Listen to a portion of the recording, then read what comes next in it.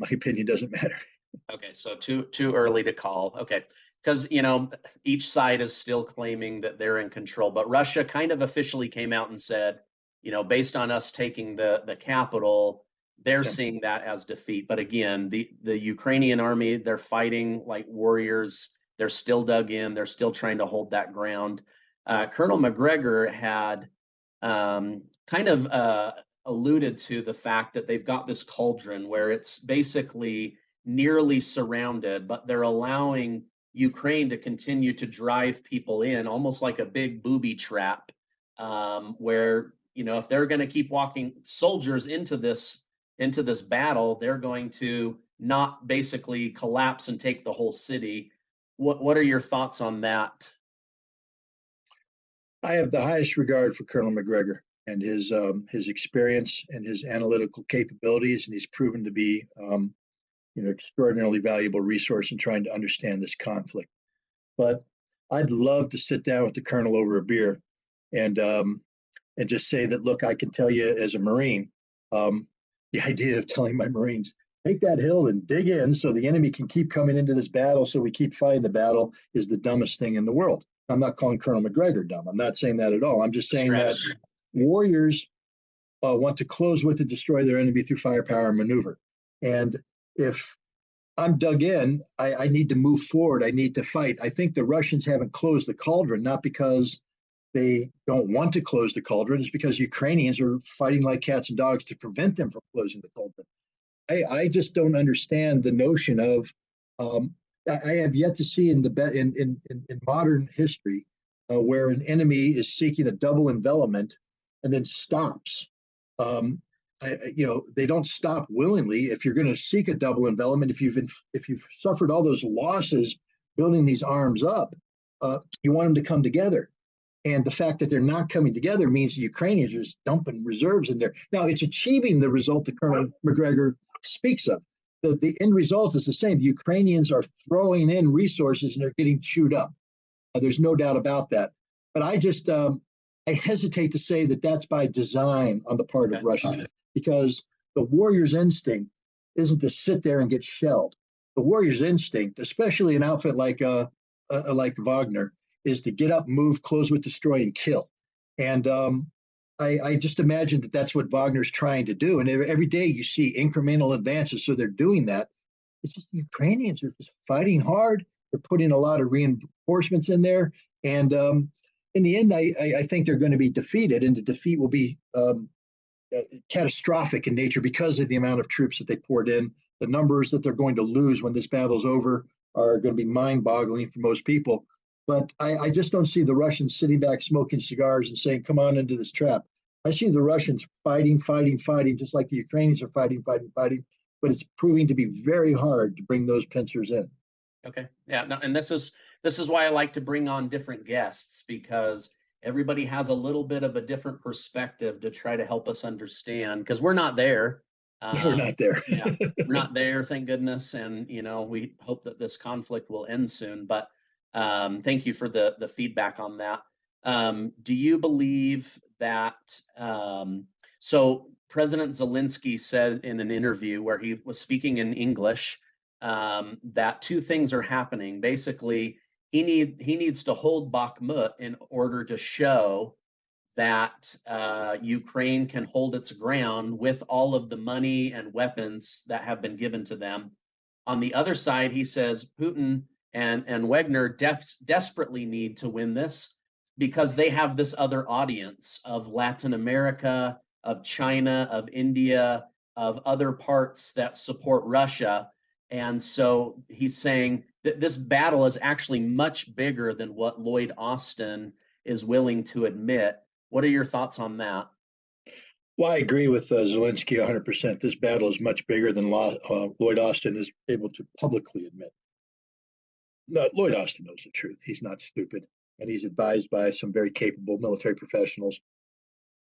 And they understand that when any military throws 30% of their combat capacity into a single battle, that this is a decisive battle, probably the decisive battle of the war.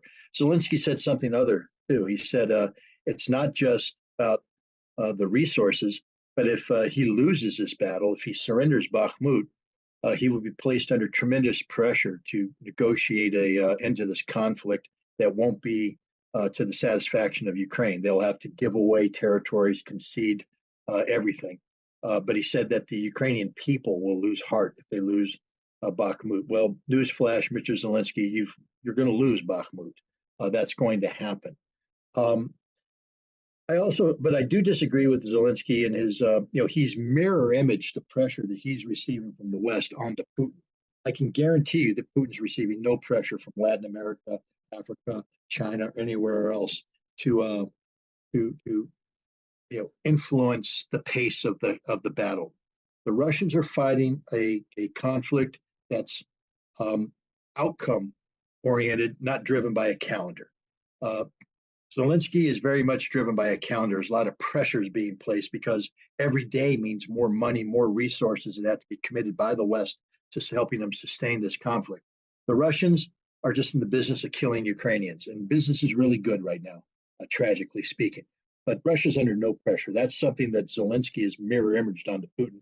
But I think Putin has made it clear from the start to his generals that he has set out some objectives, and their goal is to achieve those objectives, and there's no timeline linked to it. You just do it as you need to do it, hopefully with the minimal number of casualties, but this is bloody business. Both sides are losing a lot of guys. Yeah. Okay, let's talk about NATO for a minute. Many years ago, the United States and others promised that NATO would not expand 1 inch closer to Russia. They've since added multiple countries. Then they start talking about adding Ukraine. Putin's, ears perk up. He's under the belief that this won't happen with the Minsk Accords and different things like that. Now this battle's going on. Now we're looking at Sweden and Finland, which are higher up, up north by like St. Petersburg, Russia. They're talking very seriously about joining NATO. Is there going to be a military operation against them, or do they not see them as a threat like they did Ukraine? No, that's a good question. Ukraine is essential to the existential survival of Russia. There's unique geographical areas, there's religious, there's cultural, there's ethnic, there's a whole host of things that ties Ukraine to Russia that Finland doesn't have. The Russians, because of Finnish and Swedish neutrality, Russia has not committed, military resources into that area because there was no need to. Now that Finland and Sweden are joining, what Russia has said is, if you're a member of NATO, you're a member of NATO. Article 5 protections apply. So Russia's not going to attack a member of NATO, thereby engendering a conflict with NATO. But they said that the free ride is over. To give you an example, Sweden, with a standing army of 18 to 20,000, is now have to deal with the fact that the Russians are building a 70,000 strong army corps in Karelia that will not only shield St. Petersburg from any incursion out of Finland, but also puts Helsinki, the capital of Finland, at risk, meaning that if there's a conflict, the Finns are going to lose their capital city because they've got nothing to stop the Russians. So Finland's going to have to now double down, and they're going to have to start building a military with resources they don't have. And Russia has said that if Finland wants to maintain its current level of military activity, fine. But if they start bringing NATO infrastructure into Finland, that changes the strategic picture, and then Russia will have to respond accordingly. That doesn't mean that Russia is going to attack, but it means that Russia has to accrue military capability that can neutralize and defeat whatever NATO brings in. And so we're going to see an escalation of tensions in that area, but it doesn't automatically translate to war. Nobody wants a direct war between NATO and Russia because it could lead to nuclear conflict. But what it means is that we have a new level of instability that didn't need to occur. There's no reason for Finland and Sweden to join NATO. Russia posed no threat to them whatsoever. And if you look at it from a logical standpoint, their national security posture is actually worsened because now they've become attached to an alliance that has said that they are in strategic conflict with Russia, which means they are now in strategic conflict with Russia when they weren't previously, which means they're going to have to put down hundreds of billions of dollars investment into military that otherwise didn't need to be spent. And I don't know about you, but I can imagine better ways to spend $100 billion, like on healthcare, on education, on infrastructure, than pouring into a military that can never be used because a war with Russia would mean nuclear war and we're all going to die anyways. Okay. So they're maybe unnecessarily joining NATO out of pressure, because if there was no bad blood between the two countries and no need to attack, they can trade. It just seems like, again, NATO, maybe the United States, is pushing to do like a cauldron around Russia, where now NATO's on multiple borders instead of just a threat from having Ukraine be bordered up against Russia as a NATO nation. No, there's no look. This extends NATO's frontage with Russia by 810 miles. So if you take a look at the map, I mean that's a long border between Finland and Russia. I think we have to understand too the history between Finland and Russia, and Sweden. Finland, 200 years ago was Swedish and then Russian, then Swedish and Russian. At the time of the First World War, Finland was a largely autonomous part of the Russian Empire. But when the Russian Revolution took place, Finland broke away, and Russia respected that. Russia said, "Okay, we're not going to demand that you remain part of us." And so Finland developed sort of as when I say pro-white, they were sympathetic to the former monarchy. They're not pro-Bolshevik. They're not pro-communist, which allowed them to align themselves with Germany, etc. In 1939, there was a winter war fought because the Russians felt threatened by the Finnish presence near Leningrad. In the winter war, Finns fought hard, but eventually the Russians compelled them to surrender in early 1940. In 1941, when Germany invaded the Soviet Union, Finland joined and participated in the siege of Leningrad, where 1 million Soviet citizens died. And they fought alongside Nazi Germany. When the war ended, Finland surrendered, and Russia, rather than occupying them and absorbing them, as they should have probably done, they said, we'll let you be independent, but you need to be neutral forever. We can no longer allow you to become a base for Nazi Germany coming in and threatening Leningrad. What has Finland done? From the perspective of Russia, NATO is a threat. NATO is engaged in what NATO describes as a strategic conflict against Russia designed to achieve strategic defeat of Russia. So Finland has now joined this alliance. And with its history of joining alliances and allowing their territory to be used as a jumping off point to invade Russia, the Russians have every right to be concerned about this. And so I think a lot of people look at this and say, well, that's just Putin being Putin, the Russians being bullies and all this stuff. Given Finland's track record, this was really one of the dumbest things they've ever done.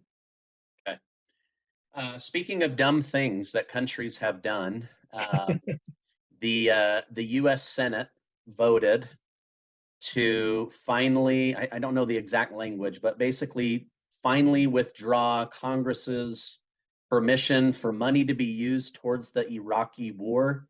I know that you had some direct involvement in the weapons of mass destruction lie and Colin Powell. Could you maybe give just a brief history of your role in that, and then what are your thoughts on Congress voting on this new measure?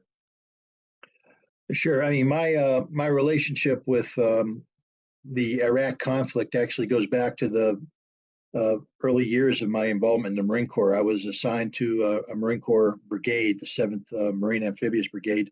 That was the Marine Corps component of the Rapid Deployment Force, part of the Carter Doctrine of being prepared to intervene in the Middle East in case of a Soviet incursion or some instability to protect oil. And so I was an analyst of the Iran-Iraq war. I spent a lot of time studying both the Iranian military and the Iraqi military. I bring that up because in August 1990, when Iraq invaded Kuwait, I was taken out of my professional level school and assigned to the Commandant of the Marine Corps as part of a operational planning cell to plan military operations against Iraq in the lead up to Desert Storm. I ended up being attached to General Norman Schwarzkopf's headquarters, where I played an active role in hunting Iraqi Scud missiles during the Gulf War. It was that military experience, when combined with my prior experience as a weapons inspector in the Soviet Union, that made my resume attractive to the United Nations Special Commission, which was created in the aftermath of the war, tasked with getting rid of weapons of mass destruction, chemical, biological, nuclear, long-range ballistic missiles. So I was brought in to create an intelligence capability for the United Nations, and later that turned into an operational capability to carry out inspection searching. I did that job for 7 years. And so I was probably better positioned than almost anybody in the world to know the truth about Iraq's weapons of mass destruction program and the threat it posed to the United States. And long story short, when the Bush administration was making its case for war in 2002, I was a vocal opponent, saying that while we could not certify that Iraq was fully disarmed, whatever Iraq could have retained does not constitute a threat worthy of war, and that the Bush administration must be able to back up its claims of Iraqi capability with facts. And void of those facts, I have to rely upon the fact set I know, which says there is no threat. This is why when Colin Powell gave his presentation before the Security Council on February 5th of 2003, I immediately said that everything he said was a lie, and it turns out that everything he said was a lie, because it was just made up. And we went to war on a lie. Congress gave permission to invade Iraq, essentially, based upon a non-existent threat posed by weapons of mass destruction. Then they redefined the conflict as not about eliminating WMD or eliminating Saddam because he was gone, but about promoting democracy. And then we extended this conflict in 2014 as an anti-ISIS conflict, when ISIS sprang out of the Syrian desert, et cetera. And there's been a lot of people who have said that, the current military posture of the United States in Iraq and in Syria lacks constitutional authority, that the existing war powers authorities were insufficient to justify legally the force. I will have to be honest, I have to read the new congressional legislation more clearly to find out what I said. But what I think is probably happening is that they are divorcing the present reality from the past, that they're no longer trying to stretch the imagination of Americans into believing that the authority granted in 2003 is somehow applicable in 2023, that in the 20 years the situation has changed, and therefore they have updated the legislation to provide legitimacy to the current reality, but it's no longer linked to Saddam Hussein and weapons of mass destruction. Okay. I had wondered if maybe that's what it was, where it's like, listen, this tyrant of a leader is gone. All of the people involved are gone. Like, why are we still there? Why are we still spending money? Why do we have that permission? What was interesting was to watch some of these congressional testimonies last week where members of Congress were drilling Lloyd Austin and basically saying that he was trying to delay the information about these attacks in Syria so that they wouldn't repeal the Iraqi permission and the money and the troops there. And so it got kind of heated back and forth, because it seems the military or the military industrial complex, they're not ready to pull out or stop spending or fighting, even though members of Congress are. No, you're 100% correct. Look, I'm not going to pick on Lloyd Austin. I don't know him. I have no personal grudge against Lloyd Austin. But I will say this. The American people have not been well served by the senior military for a long time now. If we take a look at the Afghan conflict, and we go back and review the testimony of people like General Petraeus and people who followed on, we realize that they were deceptive the entire time, that their testimony was not meant to be honest. It was meant to achieve a political result that designed to sustain a conflict that was unsustainable. We knew that we had lost the Iraq conflict more than 10 years prior to actually finally admitting that we had lost it. But in the meantime, hundreds of Americans and tens of thousands of Afghans lost their lives. It's the same thing with Iraq. Lie after lie, distortion after distortion. And unfortunately, General Austin comes from that that era. He's somebody who, when he had 4 stars on his shoulders, lied before Congress. And therefore, a tiger doesn't change its stripes. He's still there today. And I believe it's just in his DNA to deceive Congress. The military forgets who they work for sometimes. They don't work. While the President of the United States is the commander in chief, the military is responsible, constitutionally to tell the truth to Congress. They don't have permission to lie. Yet the military often lies, often conceals the truth. And they lie through omission, not necessarily going out and committing a lie, but omitting data that would make their testimony less than truthful. And I think General Austin is guilty of that. Okay. We're running out of time. I appreciate you coming on. The next time we get on, I want to talk about a potential war between the United States and China, their Navy, our Navy. I've seen some interviews where you've shared some really good information. I don't want to get into that now. But do you think, I know that Putin wants to build this army of 300 to 700,000 trained people. They've been working on this for months. Do you see him achieving that? And if so, do they continue to push all the way west into Ukraine? Or does this thing run out of ammunition and become a totally different war in the next couple months?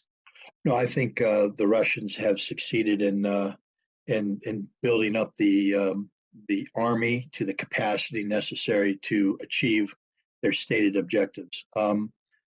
The timing of this is interesting. The battle for Bakhmut that we see raging right now began last May, almost a year ago. This isn't a battle that just started. The Russians have been shaping this battle and grinding the Ukrainians down for nearly a year now. They've had some setbacks in Kirkup in the north and Kherson in the south, but they've stabilized the front. They're pushing across the front right now. Russia is advancing 100, 200, 300, sometimes 500 meters a day. So they're pushing the Ukrainians back. There's a lot of talk right now about a Ukrainian counteroffensive. You hear Zelensky talk about it, you hear others talk about it. And I think this is important because the most optimistic figures show that the Ukrainians possibly have accumulated a force of up to 80,000 men to carry out this. It's not enough. The Russians have 300 to 700,000 men deployed in depth. But the Russian offensive is probably going to wait until the Ukrainians execute this counteroffensive, get destroyed. Now they have no reserves. Now the Russians will be able to push forward with nothing to stop them. If the Russians were starting an offensive today, Ukraine has an 80,000 man reserve that can be used to blunt that, make the Russian operations more difficult. So I think the Russians are playing the patient mode. Either Ukraine commits this 80,000 man force to a counteroffensive, which everybody says must occur in order for Zelensky to, save face, and then they'll be destroyed because you can't beat the Russians, not with those numbers, not with that force, the differences in force. And then the Russians will launch the attack. Or if the Ukrainians opt not to launch the offensive, which would be the smart thing to do, then Russia will just continue this war of attrition, grinding them down until that 80,000 joins everybody else in the ground, dead or surrendered. Okay. Scott Ritter, thank you so much for coming on. I know that you study this every day. You're getting intel from different resources. So thank you for coming on and sharing. If people want to learn more, is scottritterextra.com the best way for them to keep up on what you're learning and sharing? Absolutely. Every article I write goes on there. Every podcast I do, I put on there. And so that's probably the one-stop shop. Great. Thank you so much for coming on today. Thanks for having me. If you've enjoyed this interview, please give this video a like and hit the subscribe button. Also check down below for Scott's website, my newsletter, and also this month's giveaway. Thank you again, Scott, for being on our show. Thanks for having me.